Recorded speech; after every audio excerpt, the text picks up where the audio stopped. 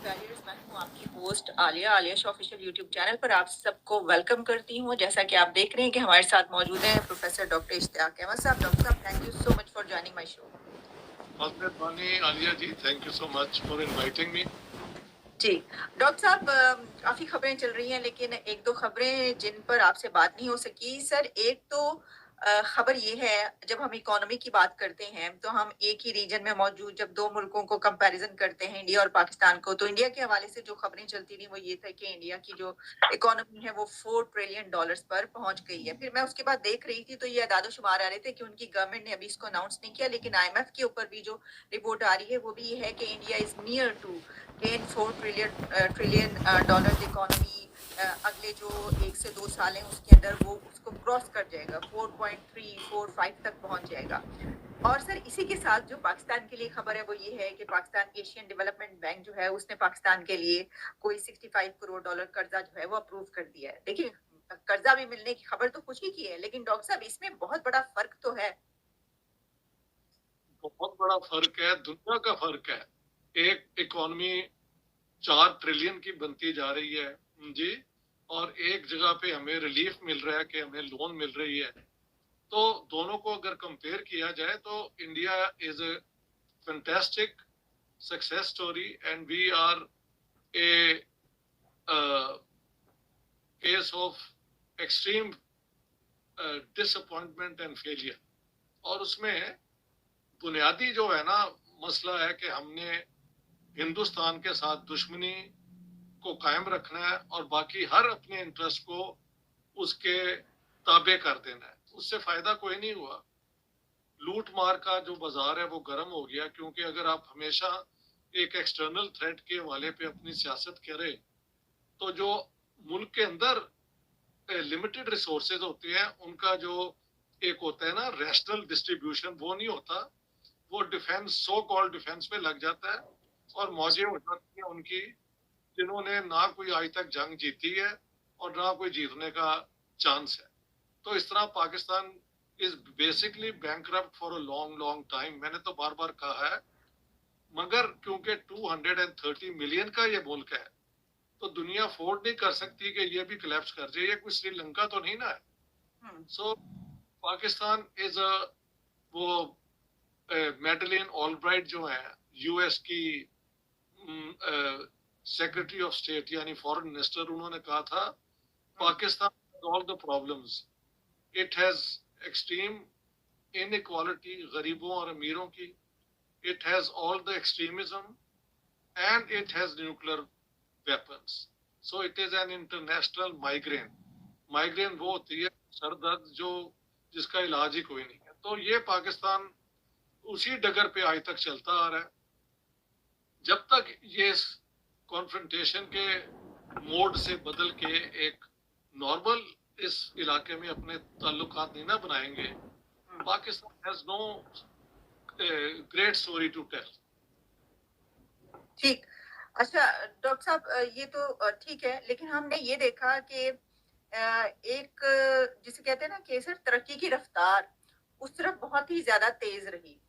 होता है ना कि चलें ठीक है, हमारे कुछ इस तरह के, जिस तरह के आपने कहा, बहुत सारे मसले मसाइल हैं, लेकिन वो बहुत ज्यादा उन्होंने तरक्की की। तो आप क्या समझते हैं कि जो पाकिस्तान के इश्यूज रहे वो इसमें हर्डल रहे? कौन से आप बड़े इश्यूज समझते हैं? या इसकी कोई और वजह हो सकती है, कोई और भी वजह हो सकती है कि वो इतनी तरक्की कर गई, या उनकी आप समझते हैं कि प्रोग्रेस में उनकी खूबियां ज्यादा है? फिर कैसे देखेंगे इसको? नहीं देखिए, एक है इंडियन स्टेट, एक है इंडियन मुआशरा और एक है इंडियन गवर्नमेंट्स। गवर्नमेंट उनकी बदलती रही है इलेक्शन के हवाले से, ठीक है, लेकिन जो भी हुकूमत आई उसने अपने इंडियन नेशनल इंटरेस्ट को सामने रख के अपनी पॉलिसीज बनाई। उन पॉलिसी पे इंटरनली सपोर्ट और ऑपोजिशन भी हुई, वो अपनी जगह है। लेकिन आप ये नहीं कह सकते किसी इंडियन गवर्नमेंट ने अपने नेशनल इंटरेस्ट को एक तरफ रख के तो वो जो है पब्लिक ऑफिस को अपने पर्सनल इस्तेमाल के लिए यूज किया है। पाकिस्तान में तो जिना साहब से शुरू हो जाता है, इन्होंने अपना पब्लिक ऑफिस को प्राइवेट गेन के लिए इस्तेमाल किया। क्लासिकल एग्जांपल है कि अमेरिकन जो थे यूनाइटेड स्टेट्स ने पाकिस्तान आज़ाद होने के बाद सिर्फ एक काउंसलेट खोला था कराची में। जिन्ना साहब और इनकी शीरा जो है, इन्होंने वो जो काउंसलर था, आप देखें वो डिप्लोमेटिक लेवल काउंसलर का बहुत आम होता है। कहाँ हम्म, गवर्नर जनरल ऑफ पाकिस्तान घर बुला के चाय पिलाओ, केक खिलाओ, ये करो कि जी आप हमारा जो बड़ा घर है वो ले लें और यहाँ एक बड़ी एम्बेसी अमेरिका की खोलें। उन्होंने कहा जी फिलहाल हमें कोई इसकी जरूरत नहीं है। तो पब्लिक ऑफिस को अपने गेन के लिए इस्तेमाल करना का रवाज तो आपके फाउंडर ऑफ पाकिस्तान से शुरू हो जाता है। और उनका तो एक दो एक्ट है, आप कह सकते हैं कि उन्होंने पाकिस्तान के लिए अमेरिका को कोशिश की कि अपग्रेड कर दें पाकिस्तान को, आई कैन अंडरस्टैंड दैट। लेकिन बाकी लोगों ने तो पब्लिक ऑफिस को जैसे चाहा तो एक्सप्लॉइट किया। खास तौर पे जब ये दौर आया 1980s एंड सो ऑन, तो ये बस लूट मार का ही बाजार यहाँ पे चला। तो जी, ये इंडिया का आप कभी एक्यूज नहीं कर सकते। हाँ, उनकी पॉलिसीज पे तनकीद हुई कि उन्होंने सोशलिज्म की बुनियाद पे किया तो इकोनॉमी का रेट ऑफ ग्रोथ कम था, बट वो है डिसीजंस इन गुड फेथ कि सोशलिज्म दौर में एक ऑल्टरनेटिव नजर आता था, क्योंकि ये कॉलोनियल मुल्क थे जो 200 साल वेस्टर्न पावर्स ने एक्सप्लॉइट किया। तो ख्याल था शायद सोशलिज्म के जरिए एक बेहतर मुआशरा बन सके। वो पॉलिसी उन्होंने देखी कि नहीं कामयाब हो रही, तो 1990 में नसीम नसीम क्या नाम है उनका, नसीम, नरसिम्हा राव। हाँ वो, और फाइनेंस मिनिस्टर मनमोहन सिंह ने वो पॉलिसीज बदल दी। ये कांग्रेस की हुकूमत थी। हम्म, सो लिबरलाइजेशन हुई, गुड और बैड, ये कांग्रेस हुकूमत ने की और उसका फायदा फिर बीजेपी हुकूमत ने उठाया। लिहाजा उन्होंने कोर्स करेक्शन भी साथ साथ करते गए। ये नहीं हम्म, कि गलती, हमने अच्छा भला वर्ल्ड बैंक से फाइनेंसिंग हो रही थी कि आप एक मिसाली थर्ड वर्ल्ड कामयाब कैपिटलिस्ट इकोनॉमी बने। हमने वो सारा कुछ छोड़ के कश्मीर का पंगा ले लिया 65 वॉर में। और उसके बाद दो तीन दफा जब इकोनॉमी ने बूस्ट बूम किया है, तो वो सारा पैसा अमेरिका ने दिया है। मतलब अफगान जिहाद के लिए जियाउल हक के दौर में और मुशर्रफ के दौर में वॉर ऑन टेरर की वजह से अपनी जो इंटरनल प्रोडक्शन की बुनियाद पे इकोनॉमिक ग्रोथ वो तो नहीं हुई उसके बाद। अलबत्ता 65 तक हो रही थी, जिसको हमने खुद ही रोक दिया। जी, ठीक। अच्छा डॉक्टर साहब, क्या इसमें आप उस माइंडसेट का भी समझते हैं कि कुछ रोल है जो हमने पैदा किया? जैसे कि हम देखते हैं कि एक जिहादी माइंडसेट है, अभी मैं उसके ऊपर बात भी करना चाहूँगी आपसे। हमने देखा कि हमारे बड़े-बड़े कुछ ऐसे लेजेंड्स भी हैं, जैसे कि कुछ क्रिकेटर्स हैं, उनकी बड़ी ऐसी बातें सामने आती रहीं कि जिसपे बड़े सब बड़ा हैरान होते रहे कि ये क्या बात कर रहे हैं। उन्होंने कुछ इंडियन सेलिब्रिटीज़, एक्टर्स के हवाले से विदाउट एनी रीज़न कोई ऐसी बात कर दी जिससे उनकी मेंटालिटी का पता चला। अब जावेद मियांदाद साहब की भी बड़ी एक स्टेटमेंट जो है वो वायरल हो हाँ, रही है, जिसमें जिसमें वो ये कहते हैं कि जो वो अगर मंदिर से जो है वो जो भी हिंदू निकलेगा तो वो मुसलमान होके निकलेगा, क्योंकि बुनियाद तो हर चीज की मुसलमानी है। तो सर ये क्या है अब माइंडसेट? अब अब क्या किया जाए कि इन लोगों की कोई विचारों की महल ग्रूमिंग नहीं है, पढ़ाई लिखाई नहीं है। ये अपनी क्रिकेटिंग स्किल्स की वजह से आगे आए, ये मानना पड़ेगा। ये बहुत बड़े क्रिकेटर हैं, लेकिन इनका जहन जो है ना, वो 7वीं सदी के इर्द गिर्द ही बंद हो गया हुआ है। इनकी फिजिकल बॉडी क्रिकेट खेल लेती है, लेकिन इनका माइंड जो है वो अभी तक जिहाद के चक्कर में लगा हुआ है।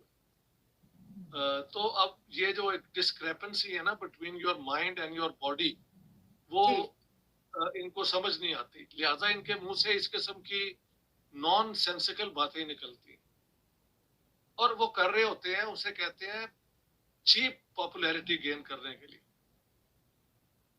इनमें से चंद ही हमारे क्रिकेटर हैं जो इस किस्म की बेहूदगी नहीं करते, जिनका इंटरनेशनल एक्सपोजर है, वो इंग्लैंड में खेलते रहे हैं, इधर उधर जाते रहे हैं, तो उनको थोड़ी अकल ज्यादा है। लेकिन बाकी जो है वो तो यही, वो माजा साजा लेवल के ये लोग हैं जो ये क्रिकेटर बन गए हैं, और उसके बाद एक नेशनल लेवल का हीरो होते हुए के बावजूद इनका ज़हन जो है वो क्या कहते हैं गाँव के मौलवी से बेहतर नहीं है। ये प्रॉब्लम है। लेकिन डॉक्टर साहब अगर आप ये देखें कि जो जावेद मियाँदाद हैं वो तो बड़ा उनका एक्सपोज़र कितना है कि पूरी दुनिया में वो खेलते रहे हैं, फिर कितने पुराने हैं और कराची से उनका ताल्लुक तो कराची वालों को तो सर समझा जाता है ना कि वो ज़रा पढ़े-लिखे एक्चुअली एजुकेशन है वहाँ पे और इस तरह से उनको देखा जाता है कि ज़रा सुलझे हुए लोग हैं, कराची वालों को कहा जाता है। इनके मुतल्लिक तो मशहूर है कि ये जो टेररिज्म हुआ था बॉम्बे के अंदर उसके अंदर इन्वॉल्व थे तब वहां से भागे हुए हैं इंडिया से। तो ये कराची में तो ये आके इन्होंने पनाह ली हुई है। He is actually wanted for bomb blast in in Bombay 93 में। ये सर आपको ये नहीं जा पता? सर ये जावेद मियाँदाद साहब की बात कर रहे हैं आप? हाँ जी जी बिल्कुल बिल्कुल बिल्कुल बिल्कुल। ही इज अच्छा, नॉट अ कराचीआइट, कराचीआइट थोड़े सर हैं, ये सर तो वो बॉम्बे के अच्छा, रहने वाले हैं। सर वो आप वो दाऊद इब्राहिम की वज़ह से बात कर रहे हैं? जी जी उनकी वजह से उनके ये अपना कुछ लगते हैं। हाँ जी। अ, मेमन बरादरी शायद ये इनका रिलेशनशिप है। हो सकता है कि ये कराची में बड़े हुए हों लेकिन इनके साथ लिंक बनता है उनका। जी, रिश्तेदारी है sir. He is wanted by India और अच्छा, सो आई हर्ड कि तो कुछ इन्वॉल्वमेंट है। सर लगता है फिर गुस्से में आके उन्होंने ये सारा कहा है। मैंने अपनी तरफ से बड़ा वो एक करेक्ट स्टेटमेंट दे दी है। हाँ जी। यू नेवर नो हाँ, ये इन लोगों के जेहन में होता क्या है। ये जी, जी, जी। किसके लिए ये बात कर रहे होते हैं। हुँ, एग्ज़ैक्टली। क्या अच्छा, होता कि इनकी इनकी बात जो है सारी दुनिया में सुनी जाएगी और उसकी फिर वो आपके सामने इसकी कॉम्प्लिकेशंस पैदा हो जाएंगे। They don't realise that. ठीक, ठीक। तो डॉक्टर साहब ये भी एक और टॉपिक मैंने आपसे ज़रूर डिस्कस करना था। सर ये पहली दफ़ा हुआ पाकिस्तान में कि यहाँ से पाकिस्तान से वहाँ से एक लड़की मिस यूनिवर्स के मुकाबले में शिरकत के लिए गई और वहाँ पर जो टॉप 20 फाइनलिस्ट हैं, वहाँ तक पहुँची। टॉप 20 में सेलेक्ट हुई वो। उनका नाम एरिका रॉबिन है और क्रिश्चियन कम्युनिटी से उनका ताल्लुक है पाकिस्तान की। लेकिन ये सर एक ऐसी मतलब ब्रेकिंग बैरियर्स वाली बात है कि उन्होंने वाक़ई बैरियर्स ब्रेक किए कि पाकिस्तान की एक लड़की वहाँ तक पहुँच गई। गो के मुल्लाओं ने बड़ा शोर किया, बड़ा बैकलैश आया। लेकिन फिर ये भी वीडियोज़ चलती रहीं कि पहली मर्तबा पाकिस्तान की लड़की पहुँची और वहाँ पर उन्होंने बड़ा वेलकम किया है कि जी, पहली मर्तबा वहाँ से लड़की आई है। चांस मिले तो पाकिस्तान की लड़की है मिस यूनिवर्स मिस वर्ल्ड बड़े आराम से बन सकती हैं। One of the most beautiful women I have seen in पे तो फिरता रहा हूँ। वो तो पाकिस्तान की हैं लड़की, इसमें कोई शक नहीं है। हुँ, लेकिन हमारा ये है कि क्योंकि एक बड़ा कंजर्वेटिव माहौल है तो हम ये बर्दाश्त नहीं कर सकते। और बाय द वे ये मिस एरिका क्या नाम बता रही हैं आप? जी, एरिका रॉबिन। एरिका रॉबिन तो क्रिश्चियन है ना, लेकिन कई लाहौर की लड़कियां मुझे पता है भी इस कंपटीशन में थी। और अच्छा, हाँ, यानी वो होता है कि कई compete करते हैं फिर उनमें से बेस्ट जो है वो आगे जाती है। ठीक, ठीक, तो ठीक। ये नहीं कि सिर्फ अकेली वो जो है खातून उसने ये किया है, बाकी भी इन्वॉल्व है। लेकिन मसला ये है कि देखे ना, टर्किश एक मुस्लिम वुमन जो है वो मिस वर्ल्ड बन चुकी हुई है या मिस यूनिवर्स। हुँ, तो ये नहीं कि मुसलमान लड़कियों आगे नहीं आ रही, लेकिन हमारा कंजर्वेटिव सोच बहुत है ना कि women are our chattel, chattel कहते हैं प्रॉपर्टी। तो वो नहीं हम उसको बर्दाश्त कर सकते। लेकिन सबसे ज्यादा जो मैंने सुना है कि पोर्नोग्राफिक फिल्में और ये हमारे लोग ही देखते हैं, तो ये डबल मॉरल तो है ना। हाँ। अच्छा डॉक्टर साहब ये जो आपने कही ना टर्किश वाली बात, सर अब हुआ ये कि इस मुकाबले में आपको पता है कि मुख्तलिफ सेशन होते हैं, उसमें एक सेशन होता है जिसमें स्विम सूट पहनकर जो है उनका वो होता है। तो उसने जो एरिका हैं उन्होंने वहाँ पर जब इंटरव्यू उनका हुआ तो उन्होंने कहा कि वहाँ पे उनसे पूछा गया कि आपके मुल्क में ये बड़ा बुरा मनाया जा रहा है कि आप यहाँ पर आई हैं और खास तौर पर मौलवी माइंडसेट। तो उन्होंने कहा कि उन्हें ये पता था कि ऐसा होना था और ये ऐसा इसलिए हो रहा है कि वो ये समझते हैं कि ज़ाहिर है कि मैं ये वाला जो सेशन होगा स्विम सूट वाला उसके अंदर मैं जब जाऊँगी तो एक कमरे में सारे मर्द होंगे और वो ये देखेंगे तो इस बिना पर ये जो है ये हो रहा है। तो सर मेरा ये सवाल था कि देखिए जब आप किसी कॉम्पिटिशन में जाते हैं, तो उसकी कुछ कंडीशंस होती हैं। आप किसी इम्तिहान का मुकाबले में बैठते हैं तो उसकी भी कुछ कंडीशंस है ना। तो वो आप पूरी करते हैं, आप चले जाते हैं। अब ये तो कोई ऐसी इस दुनिया में बात नहीं रही सर। टर्किश वुमेन तो क्योंकि स्कर्ट्स भी पहनती हैं, वो तो उस मुकाबले में उसी तरह जाती हैं जैसे वो उनका रूल्स है। लेकिन एरिका इस बिना पर उस मुकाबले में नहीं जा सकी। उन्होंने पूरा वो पहना, गाउन पहना और जो भी सारा, और उसके बाद वो उस मुकाबले में भी इसी तरीके से गई हैं यानी। तो हो सकता है कि इस बिना पर वो 20 से आगे ना पहुँच सकी हों, क्योंकि कुछ टर्म्स एंड कंडीशन। तो आप समझते हैं कि अब हमें इस माइंडसेट से निकलना चाहिए? कैसे आप इसको लेंगे इस बात को? नहीं, बिल्कुल, अगर यही डिटेल्स जैसे आप बता रही हैं तो हो सकता है कि जी, उनका चांस मिस यूनिवर्स बनने का जो था इससे नुकसान पहुंचा है। जी, जी, तो अब क्या किया जाए सिवाय इसके कि ये अफसोस की बात है। वरना हुँ, मैं तो जानता हूँ कई पाकिस्तानी जो हैं यहाँ पे स्विमिंग पूल्स जी, पाकिस्तान वहाँ लड़कियां जाती हैं हमारी और स्विमिंग वैसे ही करती हैं जैसे कॉस्ट्यूम में किया जाता है। हुँ, सिर्फ पब्लिकली इसकी इजाजत नहीं है। मैं जी, तो जी, आपको किस बताऊं, मैं जो सर्दियों में आके पढ़ाता रहा ना लॉन्स में और गवर्नमेंट कॉलेज में, तो जब सर्दियां आती हैं और सर्दियों की छुट्टियों से पहले ना वो पार्टी होती है, गाने शाने होते हैं, तो मैंने देखा सब लड़के खड़े होके नाचते हैं, मुझे भी खड़ा कर लिया उन्होंने डांस करने के लिए। अब प्रॉब्लम ये है कि लड़कियां जो हैं उनके मैंने पाँव देखे, वो अपने आप ही म्यूजिक के साथ जी, जी, नेचुरल। मेरे जो थे ना प्रोफेसर, मैं क्या इन्हां नूं खेड ए बेचारी कुड़ियां दा दिल कर रहे इन्हां नूं कर, उन्हें क्या professor please don't say it, इधर है नचन, अगले दिन मेरी छुट्टी हो जाएगी, मुझे निकाल देंगे। तो ये पाकिस्तान वो वाहिद जोक है दुनिया में जहां मर्द जो है वो नाचते हैं और लड़कियां बेचारी बैठी रहती हैं। ये ऐसे इतना ही। अननेचुरल है कि but we are use to this you ना, कि पब्लिकली हमने कुछ करना है, प्राइवेटली हमने कुछ करना है। तो हुँ, मुझे उसने कहा प्रोफेसर मुझे निकलवाना है तुमने नौकरी से, आज या सुबह खबर आ जाएगी कि ये प्रोफेसर ने लड़कियां भी नचा दी हैं, तो ये हुँ, लड़के ही नाचते रहे तो ठीक है, तुम भी जाके इनके साथ नाचो। ये मेरे साथ हुआ। तो सो डॉक्टर पाकिस्तान साहब जी, पाकिस्तान इज स्किट्सोफ्रेनिक। स्किट्सोफ्रेनिक होता है स्प्लिट पर्सनैलिटीज, और ये स्प्लिट पर्सनैलिटीज हमें जो है वो अपने को नजर नहीं आती। मसलन और देखो जी, इंडिया में बहुत मुसलमानों पे जुल्म हो रहा है, आप कहते हैं सेकुलर स्टेट है, ये है वो है। तो मैंने कहा यार इसका मतलब है अगर वो सेकुलर स्टेट हो तो अच्छी बात है। हाँ जी बिल्कुल, वो कहते हैं कि हमने सेकुलर है, सब इक्वल होते हैं। तो मैंने कहा हम पाकिस्तान में सेकुलर स्टेट नहीं बना सकते, ये गल कर रहे हैं यार, ਅਸੀਂ ਤੇ इस्लामी मुल्क ਸਾਨੂੰ सेकुलरिज्म की जरूरत है। अब ऐसे लोगों से जो आप सिंपल लॉजिक पे भी आर्ग्यू नहीं कर सकते, तो व्हाट कैन यू डू। लेकिन उनको ये तजाद नजर नहीं आता because it's a schizophrenic mindset. ठीक। You see the contradiction in what you hmm, are saying. You live in two, three, four, five different worlds. हुँ, ये है हमारा हाल। सही।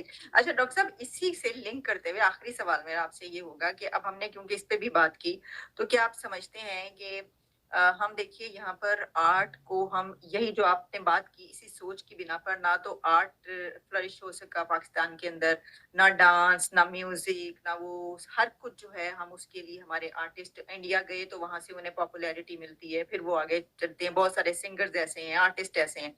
जबकि हमने देखा कि वो आर्ट की पूजा करते हैं। मतलब उनके लिए तो आर्टिस्ट को जिस तरीके से वो उसके पाँव छूते हैं और मतलब हम देखते हैं इसको। तो आप समझते हैं कि उनके ऊपर जाने में क्योंकि किसी भी मुल्क की तरक्की और ऊपर जाने में बहुत सारे एलिमेंट्स होते हैं, तो ये एक एलिमेंट भी दोनों मुल्कों के बीच है, जिसकी बिना पे एक का डाउनफॉल है और एक ऊपर जा रहे हैं। बिल्कुल सही कहा। आपको क्लासिकल एग्जाम्पल मैं दो तीन दे देता हूँ। मोहम्मद रफी साहब जो मैं समझता हूँ हिंदुस्तान की फिल्मी दुनिया के ऐसे सिंगर बने कि ना उनसे पहले ना उनके बाद कोई ऐसा है, और सारा इंडिया मानता है। उनको इंडिया के अंदर जो मुकाम दिया गया वो बिल्कुल एक भगवान जैसा लेवल ही था। उनको पाकिस्तान में आप ले आते तो उनका बुरा हाल कर देते। वो बेचारे आए भी एक दो दफा, बट यहाँ के लोगों ने उन्हें कोई इज्जत नहीं दी।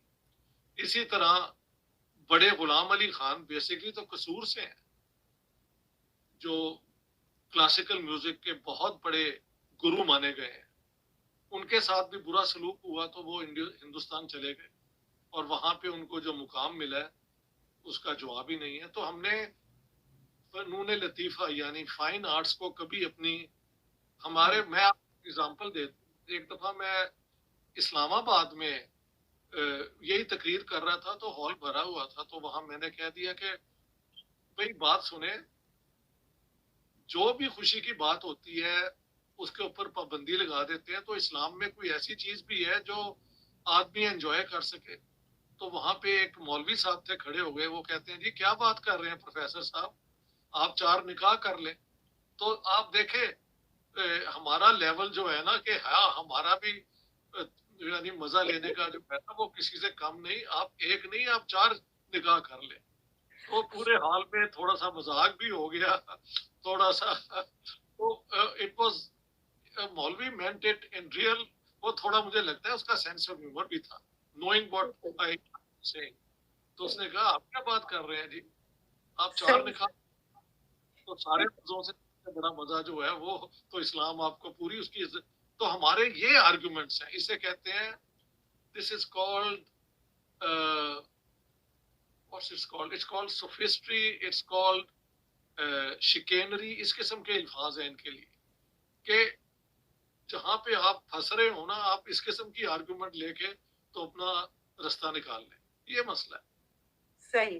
तो डॉक्टर साहब, थैंक यू सो मच कि आप मेरे प्रोग्राम में शरीक हुए सर, और हमने इसकी इन मौजूआत पर गुफ्तगू की। आइंदा भी आपसे बात होगी sir. Thanks a lot. Thanks a lot, बहुत मेहरबानी, टेक केयर आलिया।